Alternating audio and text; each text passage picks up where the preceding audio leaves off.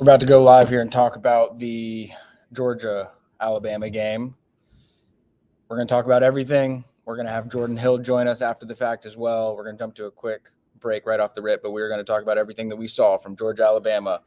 Alabama 24, Georgia 21, in another head scratcher for Georgia in this endlessly painful rivalry.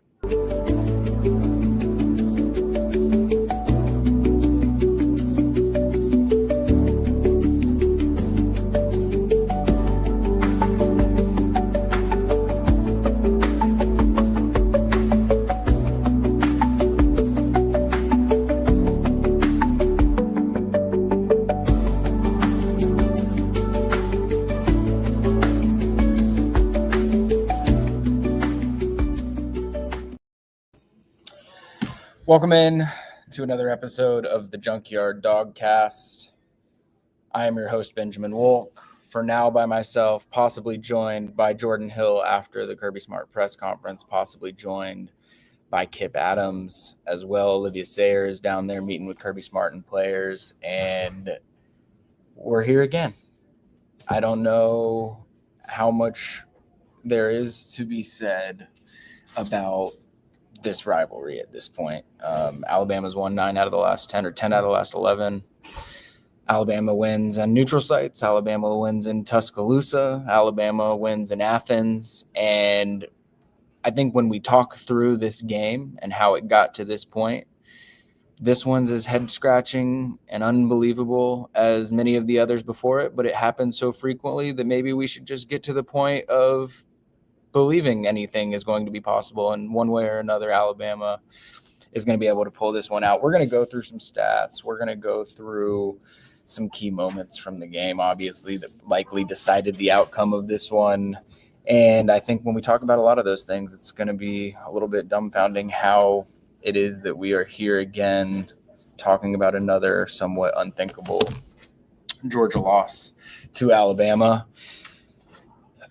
Please, I'm already seeing the comments are lighting up. I see people are angry. I see people are confused. I see people are reacting. People have thoughts. Please drop your opinions in here. I don't know how much I'm going to be able to read all of these because there's a lot, and I know that people are really angry, and I think chances are a lot of what I say during this you guys are going to agree with. There might be some things here or there that we disagree with, but I think Let's run through statistically what this game was and why I think it's so shocking that it played out the way that it did. And I'm going to have Kip Adams join me on stage here as well for those of you that are watching on YouTube, Facebook, or Twitter.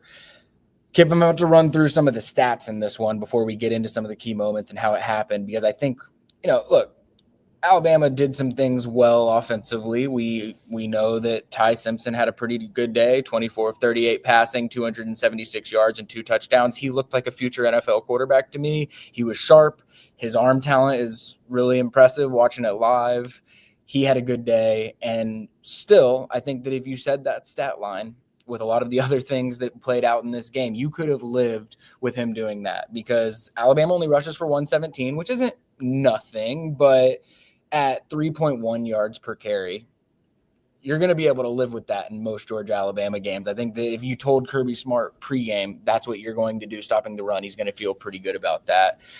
Ryan Williams does get deep early in the game, but other than that, he had a couple big third down pickups, but he was a more or less a non-factor in key moments and big plays, and I think that was a big emphasis for Georgia. He only has 43 yards receiving on 5 catches. It was actually Isaiah Horton that really did the most damage against Georgia. He had 5 catches for 65 yards and a touchdown. Jeremy Bernard had some spots here and there where he did well. You flip over to the Georgia side of things. Gunnar Stockton, 13 of 20, 130 yards and a touchdown, no turnovers, nothing special. By design, probably. You don't want Gunnar Stockton doing something that's going to lose you that game. You also don't, based on how other things in the game unfolded, you really didn't need Gunnar Stockton to do a whole lot more than he did for Georgia to be able to win that game. We'll talk a little bit more about a key drop that would have put Georgia ahead there in the second half that certainly sacrificed some of Gunnar Stockton's yards there.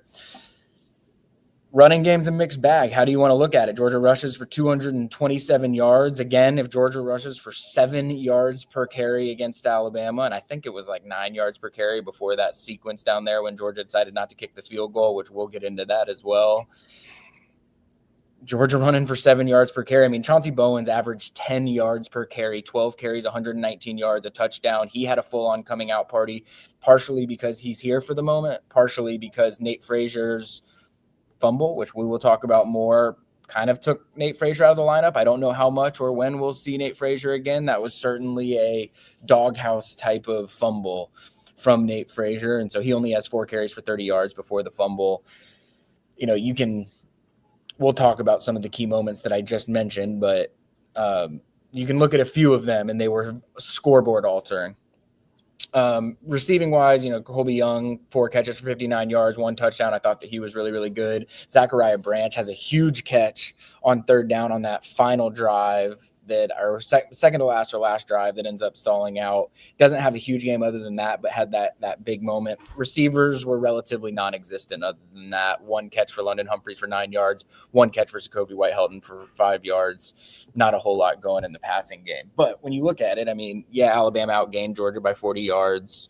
They pass for 150 more yards. But the last 10 times that Georgia and Alabama have played, the team that had more rushing yards won the game. And Georgia rushed for 110 more yards than Alabama. If you had told me that stat before the game, I would have said Georgia won this one comfortably. Why did Georgia not end up winning this one comfortably? Well, we talked about a couple of those key moments. We'll talk about Kirby Smart's decision not to kick the field goal and what they did with the play calling in that spot. But I think the reason why it got to the point that it did in the game, Alabama goes 8 for 8 on its first 8 for 3rd down attempts. They end up 12 of 19. So Georgia actually forces them to go 4 and 11 the rest of the way. Alabama does not score in the second half of this football game. There are so many things that you could have told me before the game. Georgia holds Alabama to 3 yards per carry. Georgia runs for 7 yards per carry. Georgia rushes for 227 yards. Alabama doesn't score in the second half of the game. All those things happen. I tell you, Georgia wins the football game. That didn't happen. Kip, what's the number one reason why we're sitting here talking about another Georgia-Alabama loss other than the fact that the other team was wearing crimson? I've never seen a Georgia team on defense go 13 for 19 on 3rd down, but we talked about multiple things before this game. We said 3rd down and pressure were going to be the tail of this game, and they definitely were. And Georgia, I mean, again, the reason we're talking about Ty Simpson's performance in this game is because basically 40 pass attempts took place and they got home once. And I mean, he was back there and able to do anything he wanted against this Georgia defense. And the Georgia secondary is going to they're going to catch some flack. Definitely some plays towards the end that you'd love to have back. Ellis Robinson, the splashing the pile at the end is going to get a lot more discussion than it probably needed to, because that those 15 yards didn't really end up mattering in the end because Georgia never got the ball back. But the safeties were being stressed in this game because Ty Simpson his jersey was clean the whole game. I mean, there was nobody on him. Georgia was not able to get what they needed to from this defensive front. And early on in the game, in a game where Vegas told you this game was going to come down to the wire, these two teams were too evenly matched for it not to. So when every little thing mattered, the early turnover, the inability to get pressure, and I think a coaching decision late in the game, that was the difference in this game. Those 3 key parts, I think, were why Georgia was unable to continue its home winning streak, and again, lost to Alabama yet again. Yeah, I mean, I want to talk about all of those key moments. And to me, like you said, I mean, one big trend, and you talked about it in the week leading up, and it proved to be 100% a difference-making factor in this game, was Georgia's ability to create pressure. There was some pressure created on the interior, basically no pressure created on the edge. I think that's a big part of this game. I think that the Nate Frazier fumble, we know that Nate Frazier has had ball security issues. I don't want to pile on to individual players who made mistakes, but I think that one is going to be one that is going to linger with Nate Frazier for a long, long time. I think that's going to, he's going to have a lot of questions about his ball security when he's trying to play at the next level as well. It's a shame because I think that he is a great culture piece to this football team and he shows some explosive ability. That loss or that fumble is, credit to Georgia's defense to hold him to a field goal there because things really could have started to spiral and get out of hand if that doesn't happen. Obviously, Talon Taylor drops the walk-in touchdown. I know I already saw some people in the comment section referencing the number 11 jersey and the curse that it has when it comes to deep ball drops. The one thing I will say is I do believe in Talon Taylor. I do believe that Talon Taylor has one of the most sure hands in Athens, Georgia, and it just didn't happen on that play. And I know it's going to be hard for a lot of people to reason with that. We saw Ryan Williams earlier in the game basically do the exact same thing. So nobody is immune to that happening. For it to happen in that spot is like a big time Georgia, Alabama, how in the hell did this just happen again type of moment. That would have been the only time all game that Georgia would have had the opportunity to, they had other top opportunities to take the lead, but that would have been the really only opportunity they had where they should have been walking in for a game or go ahead score. And then the one that I know that everyone's going to be talking about, and when Jordan joins us after he does the Kirby Smart press conference, I know that there's going to be a lot of talk about Kirby Smart doing one of the more un-Kirby Smart-like things, I feel like, and that was electing to go for it on that fourth down. You have that third down play call, you're running the ball for 8-9 yards a carry or something like that, and then you get stalled on third and short. You have a fourth and short, and I'm thinking Kirby Smart will answer more when he's asked about it in terms of what they saw, what led them to the decision to do that. But Georgia decides to hurry up. I don't know what they saw. I don't know if they saw something that didn't exist or if they saw something and it wasn't executed correctly. I don't really know, but they clearly saw something to try and hurry it up, get the ball to Cash Jones quick. I know that if it worked, everyone would have been fine with it. Because it didn't work, everyone in the world is going to be saying, why in the world was giving the ball to Cash Jones on third and short when we've already seen it fail against Notre Dame, earlier this year? How is that the decision that you make in that spot? Georgia ends up losing by a field goal. You look at the Nate Frazier fumble, 3 points. Talon Taylor touchdown, 7 points. Decision not to kick the field goal there late, another 3 points. When you're giving up 13 points on the scoreboard against Alabama, you got to play dang near close to perfect to be able to win, and Georgia did not play close enough to perfect to be able to win in a game where it made those mistakes. Kip, which of those moments do you feel like is going to be the hardest for people to reason with over the next week or so?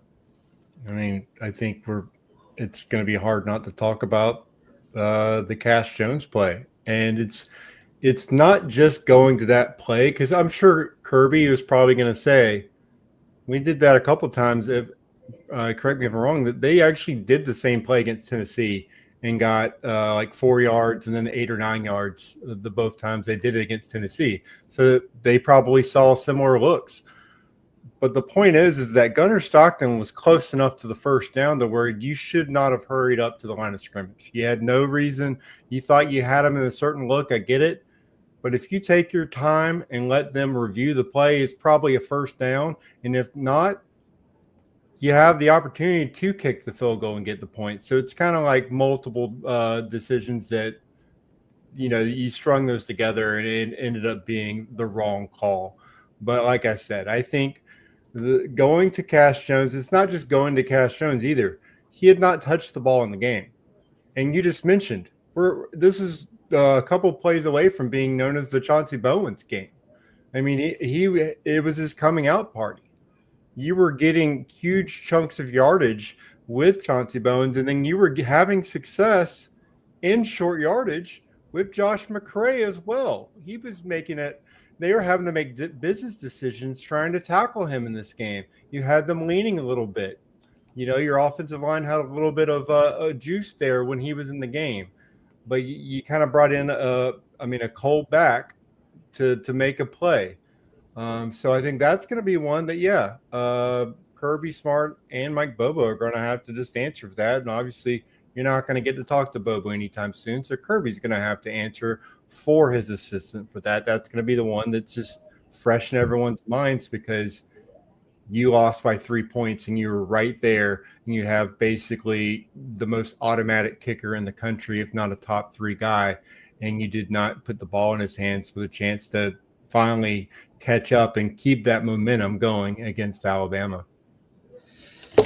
Yeah, I mean, in one hand, I'm sitting here saying, how are we having this conversation? Again, Kip, on the other hand, I think there maybe needs to just be some introspection done with the program, the fan base. I mean, at a certain point, this has to feel an awful lot for Georgia fans like Tennessee fans felt 2 weeks ago, where it doesn't matter seemingly what you do or what type of game is played or how it unfolds. Alabama's just going to find a way to win. Georgia, it's how it feels on the Georgia side when Georgia and Tennessee play.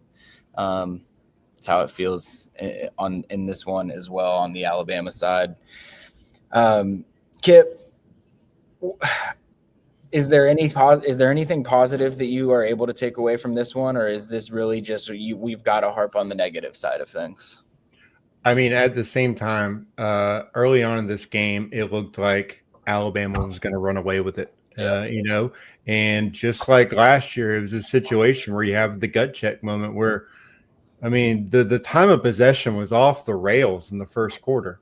Your defense was on the field the entire game, but then they started getting stops against the Alabama offense. I mean, they started, stepping up, making tough tackles, and then, the fact that at the end of the day, Alabama went 13 of 19 is actually impressive because, I mean, the 8-for-8 start, you thought they're never going to get stopped. I mean, this is it. They're going to be able to name their score.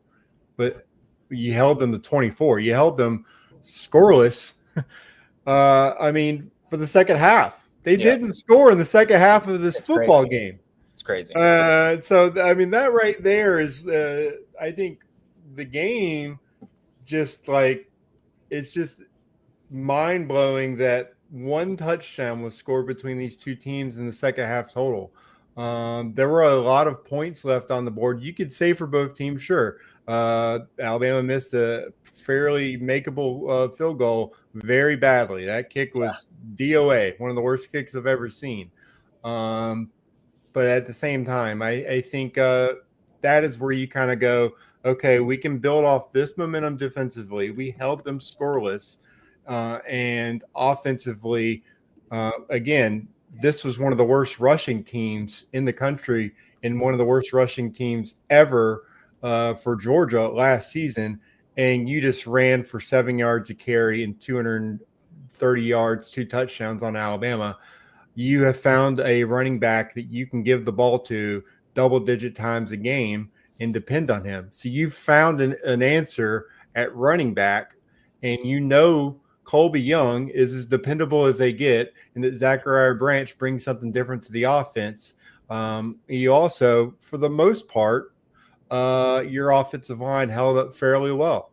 I think Gunnar Stockton, again, probably doesn't look downfield a couple times when the pocket starts to break down a little bit. And that's something that, again, you still have a relatively inexperienced quarterback, so that's going to come with it. But I think overall, your offensive line did a fairly solid job against still one of the most talented teams in the country. And I think that's something you could build on moving forward, knowing that you're probably not going to face many defenses as talented as what Alabama still has on its roster. All right, Kip, we're going to take a break. I don't know exactly what Kirby's press conference timeline is and when Jordan is going to be able to join us. So we're going to do things a little bit out of order than we normally do on this show. What I'll do when we come back from break, I will talk about some positive recruiting news that happened for Georgia today, because there is some to talk about. We'll talk about some scores around the country. And then when Jordan joins us, we'll make it the Jordan Hill show. I'll ask him a lot of the same things that Kip and I have already talked about, and I'm sure that he'll have some brand new insights from Kirby Smart on the decision to kick the field goal. So please stay with us, and we will be right back.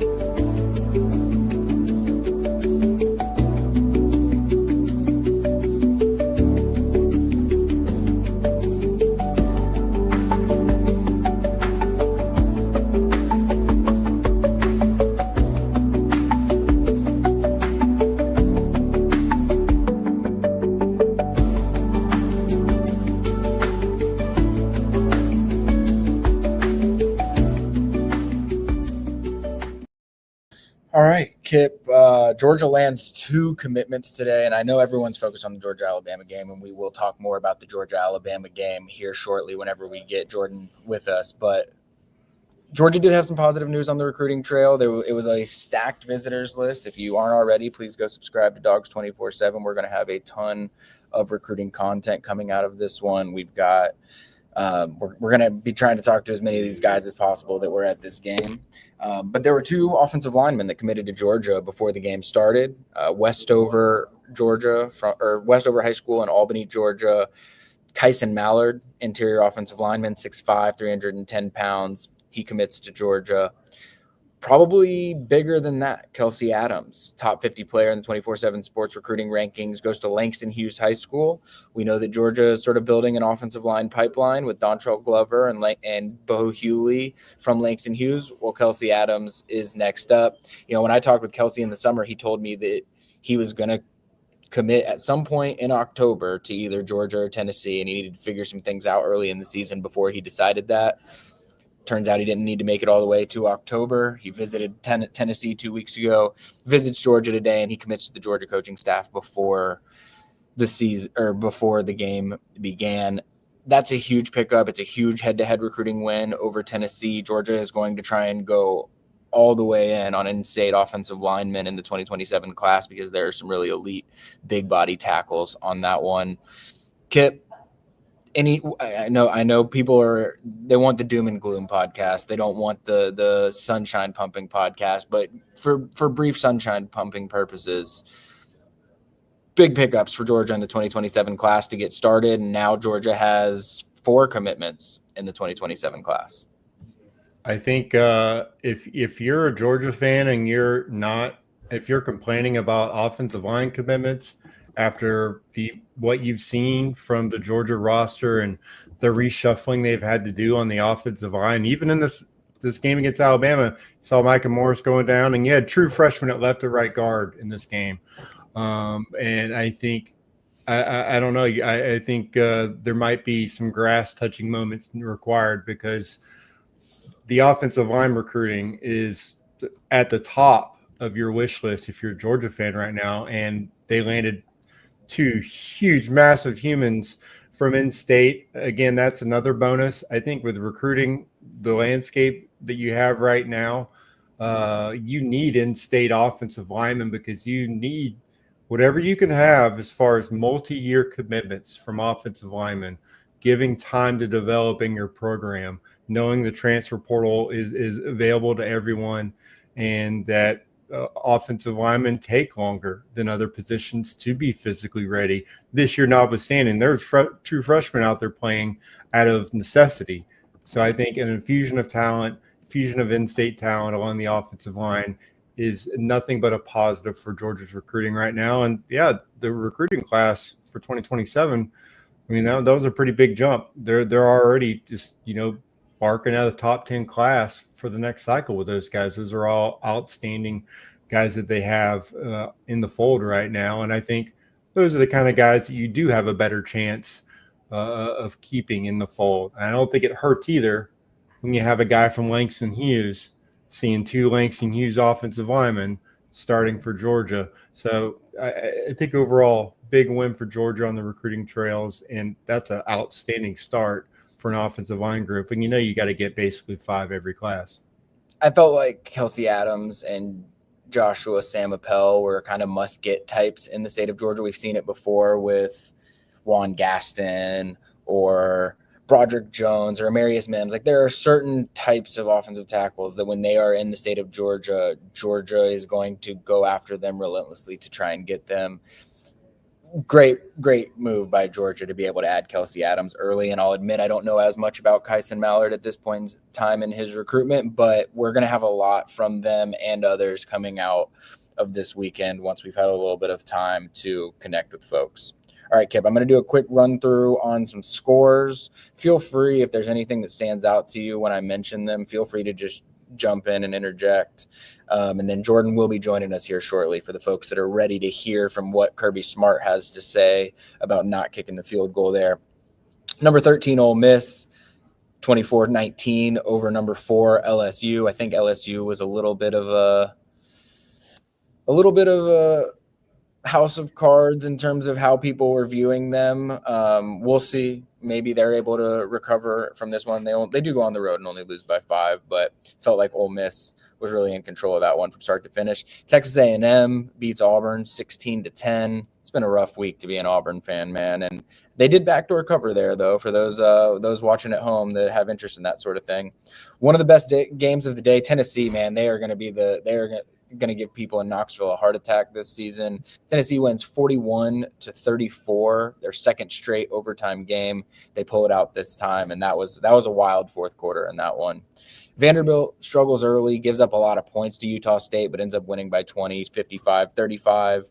Missouri wins comfortably 42-6 over UMass. Notre Dame probably puts Sam Pittman out of his misery, I would imagine, after that one. And Notre Dame wins 56-13.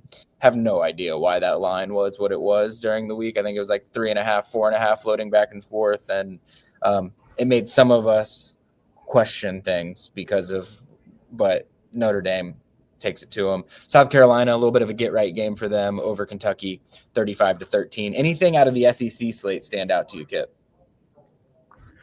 Not overall. I think it kind of lived up to its billing. I think right now I've seen enough from Auburn to know that offense is in trouble.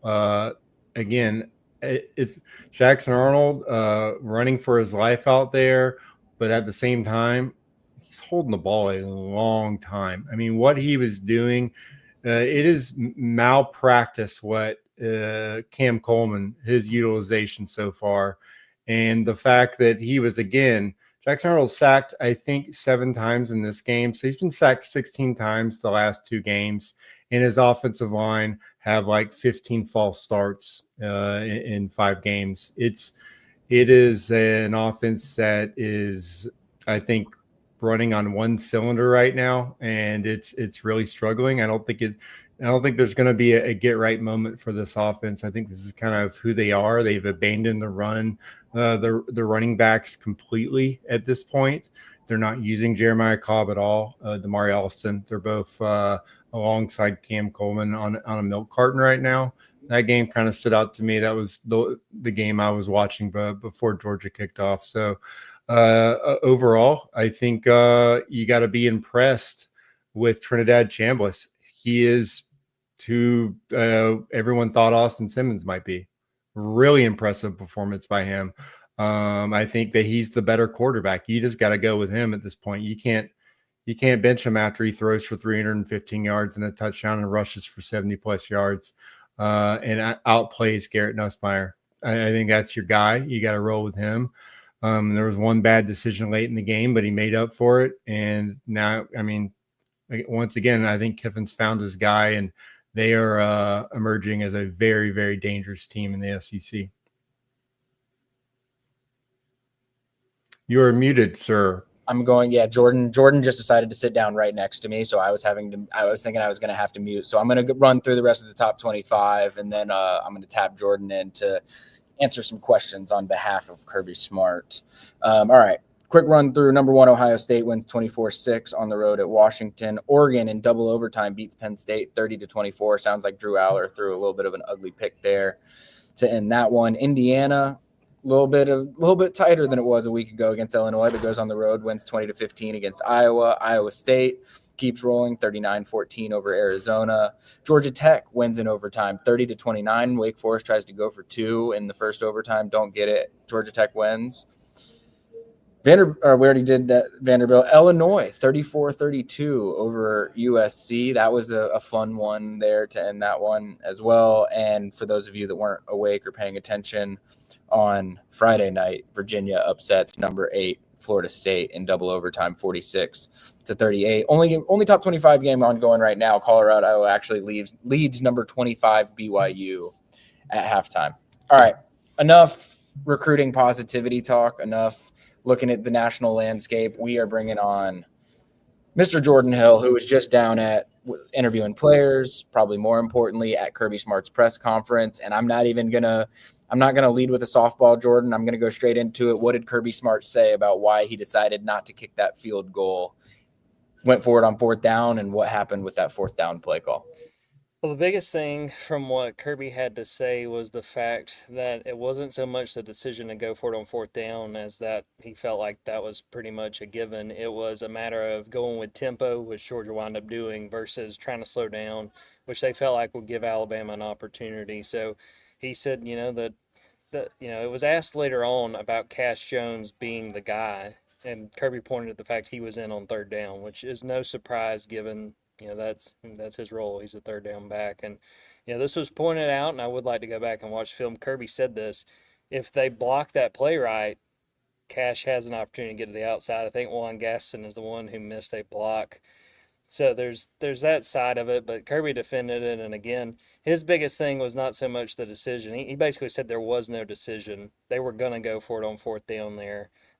And on one side, I understand it. There's like 10 and a half minutes left at that point in the game, but it just totally killed the momentum Georgia had that it had built up over the course of the third quarter. And I don't want to play well, they didn't get it, so it was a bad idea, but I think just with how your defense had held, I thought it made sense to just kick that field goal, tie the game, and try to keep it going from there.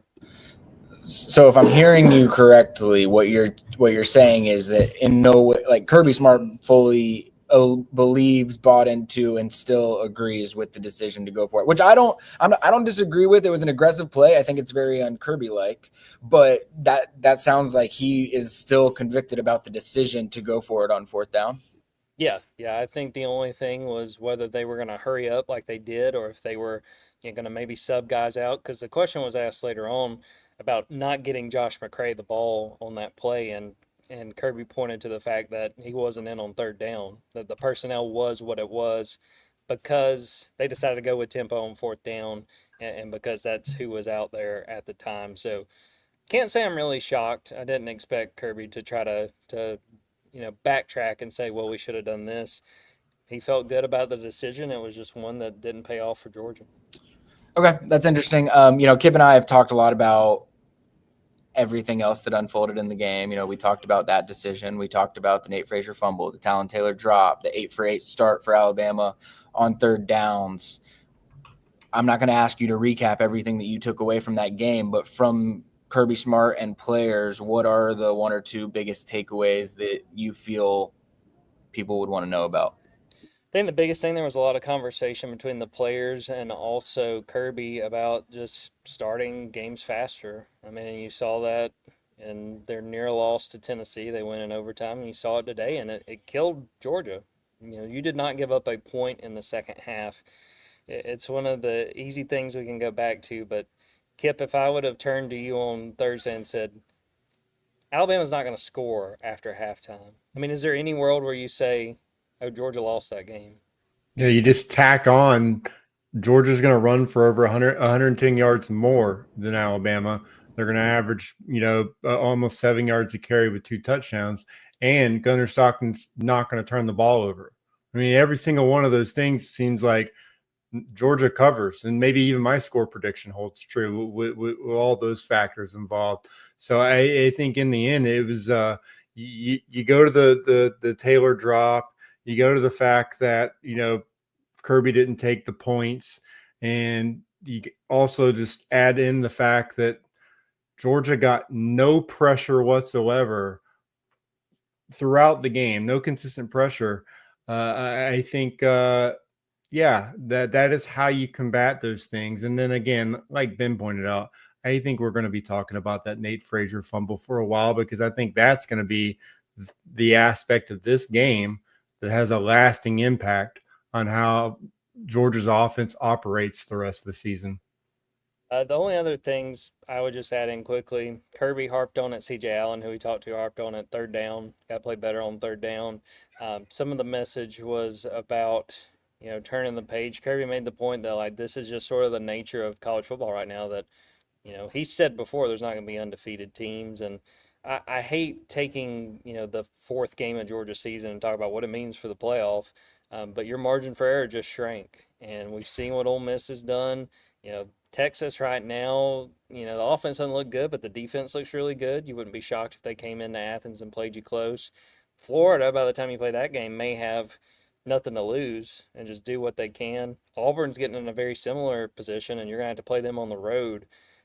I think this team recognizes, as Kirby said, because I'm sure no one is surprised to hear that Kirby being 1-7 was talked about.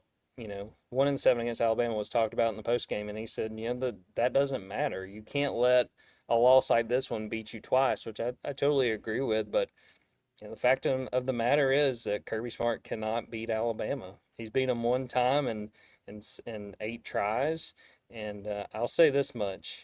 When they play again, I will not pick Georgia. I had it in the preseason, and then, it was Lucy and Charlie Brown with the football. I should have known better, but you know me, guys. I'm stubborn. I'm not going to listen to something like that.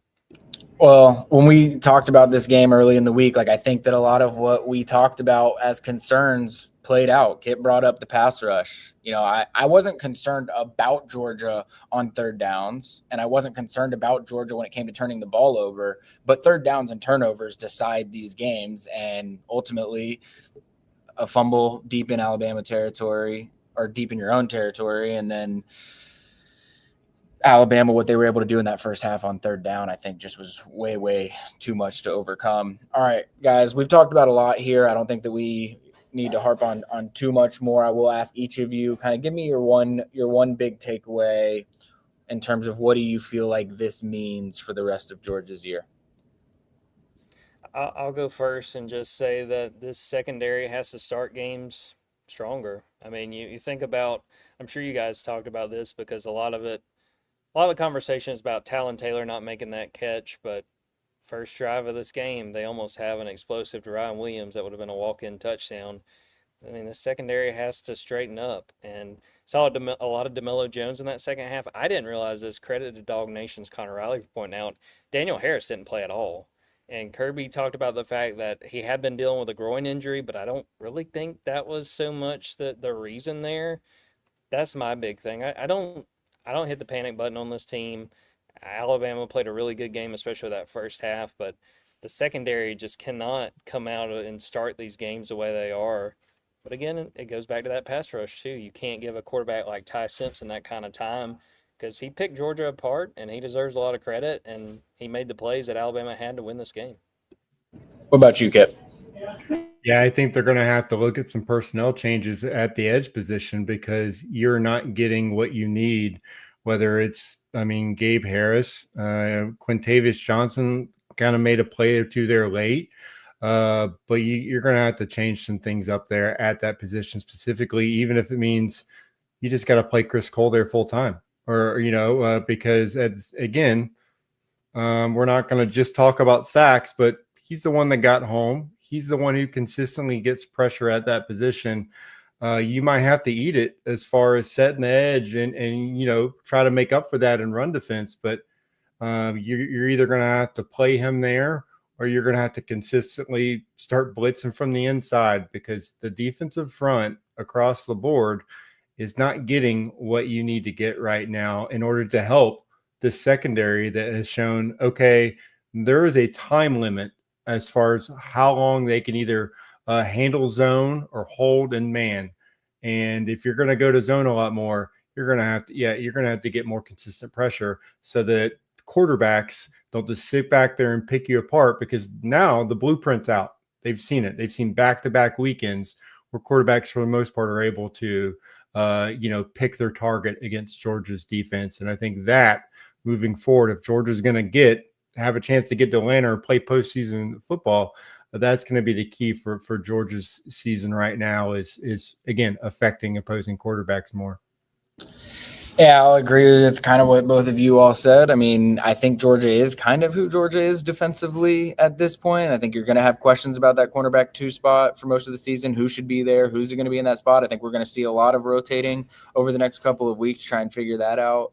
I think that Georgia is susceptible to some eye control things. Obviously not need to clean that up on third down, but I think, this Georgia football team runs the ball for 200 yards a game. That's just what this Georgia football team does. It should be good enough for this Georgia team to win games. I think that will be the identity going forward. I don't think that you're going to ask Gunnar Stockton to do too much, and I don't think that he has to win most of these games. I don't think Gunnar Stockton really had to do much more than he did today for Georgia to be able to win this game.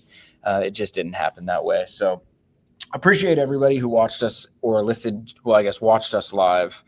For anybody listening after the fact, we appreciate you as well. All of you, please go subscribe to Dogs 24/7. I know sometimes these are the painful moments, but sometimes this is when you need the truth. You need to see what Kirby Smart's saying. You need to see what players are saying. You need to see how recruits are reacting to the loss. You need to see what the fallout of it is over the next week or so. And Georgia's got a big game next weekend back at home against Kentucky, who got stomped pretty badly against South Carolina today. So hopefully get right game if you're Georgia. Kip, appreciate you for joining me. Jordan, appreciate you for giving us insights on Kirby Smart's press conference as well. For Jordan Hill, for Kip Adams, I am Benjamin Wolk. This was another episode of the Junkyard Dawgcast, and we'll see you next week.